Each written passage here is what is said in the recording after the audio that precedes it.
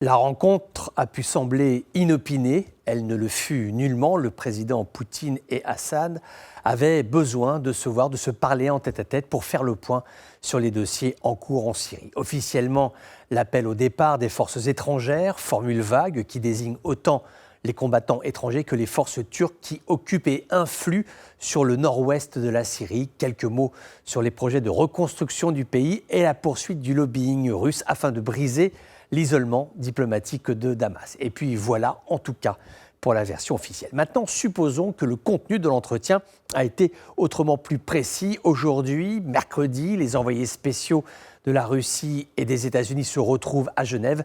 L'idée est de créer une plateforme russo-américaine en charge de concrétiser la résolution 2254 des Nations Unies qui appelle à la transition politique en Syrie. Pour cela, le président Poutine avait besoin d'en parler avec Bachar el-Assad car cela induit un statu quo militaire, contenir les velléités guerrières de Damas qui n'a jamais abandonné son projet de reconquérir Idlib, obtenir de la délégation officielle syrienne qui se rendra à Genève le 6 octobre prochain qu'elle fasse acte de souplesse pour que progresse le comité constitutionnel de la Syrie, ce vieux projet, d'aucuns diront ce serpent de mer qui réunit les forces du régime, l'opposition armée et des personnalités de la société civile pour déterminer ensemble les grandes lignes de la future constitution de la Syrie sur la base de laquelle pourra être envisagée une transition politique. Là, le mot qui gratte à l'oreille de Bachar el-Assad, c'est le mot transition. Lui et son clan, notamment ses tout-puissants cousins Makhlouf, tiennent la Syrie d'une main de fer. Ils n'entendent rien lâcher, d'autant que si un jour